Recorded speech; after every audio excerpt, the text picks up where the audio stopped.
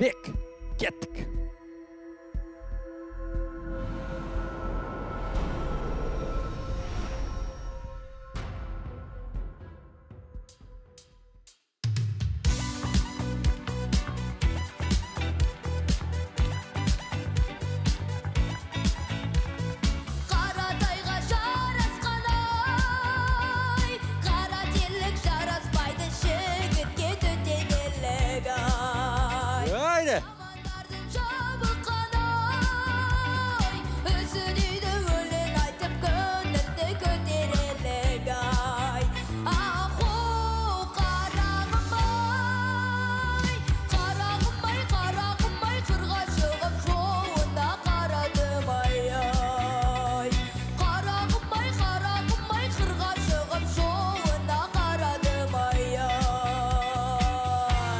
Кім бұрылар? Жұбаныз бұрылатын шығар.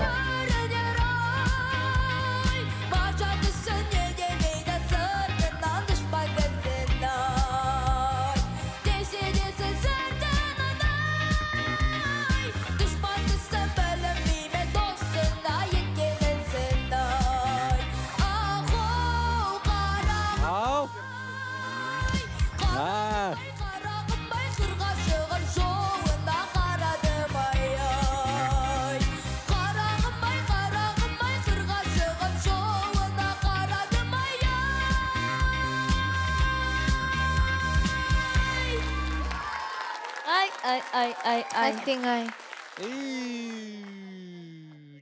Неге, тәлімгерлер? Ойпырмай. Не деген жігіттер келді бізге? Сәлеметсің бе? Сәлеметсіздер ме? Есімің кім? Жасың нешеде? Қайдан келдің? Менің есімім Бағашару Әділбек. Мен Алматы облысы Қаскелеңнің қаласынан келдім. Жасым онда. Өнер жол енді басталып жатыр, аға. Бірде мынандай үлкен мега жобаға келді. Әділбек, орындауыңа рахмет. Келгеніңе рахмет, қатысқаныңа рахмет. Әділбек, қайырмасы қалай еді?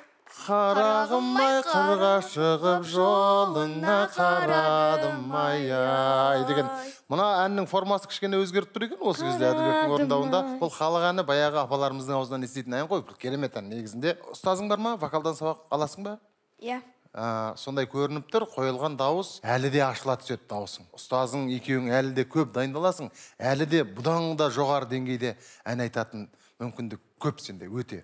Ол сезіліп тұр. Бірақ осы жолы мына жерде қазір осы әнді әсіресе үлкендердің мен сияқты көңілінен шығатын қылып айта алмай тұрсың. Сосын мына қойылған дауыс бар, одан кейін өзіңнің ішкі үнің бар. Сол екеуін жақындастырып әдемі дыбыс шығарасың. Оның барлығы болашақта болатын нәрсе. Біз сенің өнерге басқан қадамыңа құтты болсын дейміз. Әншіліктің төрінен көрінуіңе тілектеспіз. Иә балам? Сондықтан тілектеспіз біз саған.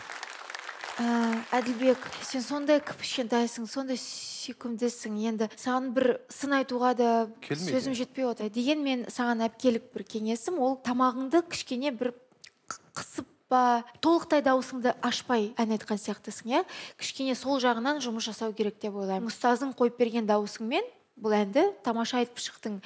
Дегенмен келешекте ұстазың одан да көп сенімен дайындалып, аға айтқандай өз ерекше үніңді табуыңа тілектеспін. Еш уайымдама, еш мұңайма. Біз сені әлі үлкен сахналардан, теледидардан көретін боламыз. Күмәнім жоқ. Сәттілік саған. Рахмет. Әділбек, бүгінгі сенің сахнаға шығуың, бұл сенің болашағыңа деген кезекті бір баспалдағының биіктігі. Осындай баспалдақтарды асып, жоғарылай көтеріле берсең, сен өте бір мәдениетті, тәжірибелі, нағыз әнші боласың. Ешқашан мойыма, түсінің ба? Сен өйткені жігітсің. Жігіт деген қасқайып тұрып, айтқан сын болсын, кеңес болсын, бәрін жігіт сияқты қабылдап, сол кеңестің бәрін ертең болашағында барынша қолданып қалуға тырыс. Сен өте көрікті жігітсің, шынымен де. Сахна сен үшін, сен сахна үшін жаралдың. Сәттілік саған бауыр. Ей алтын. Не бар онда, менің 10 жасым қайда екен? Ахау деп қойсын. Мен былай айтқым келеді Әділбек жайлы. Әділбек өте тәртіпті, сабағын жақсы оқитын бала, ол сезіліп тұр. Тіпті десеңіздер бүгінгі сахнаға дайындалып келген образы бастан аяқ Қараңыздаршы, қалай дайындалған. Неге Өте тиянақты. Ана жылтыраған тастардың өзі қараңыздаршы, бізде ондай костюм жоқ. Мына образына қызығып жатырмын, қандай әдемі, шаш үлгісі, жаңағы түр әлпеті, барлығы әдемі, тәртібі, және де еңбекқорлығы мол адам әрқашанда дегеніне жетеді. Ол өмірдің заңдылығы. Ең басы ешқашанда ерінбе, әрқашанда іздену үстінде бол, жаңа айтып жатыр, ізденсең барлығы болады. Жаңағы орындаған әнінде кішкене мен де байқадым, қарағым-ай деп қысыңқырап айттым да оны, кішкене жайлауда жүргенде қарағым-ай деп жаңағы ашық дауыспен айтқанда жақсырақ естілетін еді құлаққа, мен ойымша, иә? Сен ешқашан көңіліңді түсірме, бұдан да керемет өнер көрсет, жарай ма? Рахмет. Рахмет. Жарайсың. Жарайсың. Құдай-ай. Мен көтере аламын екен сен, қандай тәп-тәтті.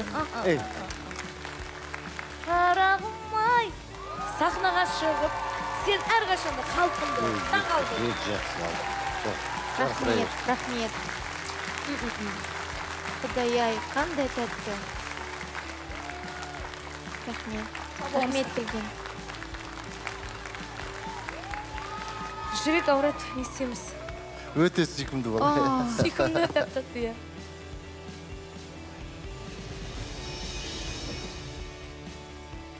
Келе ғой, батыр бала, өнерлі жігіт. Ай, молодец балам.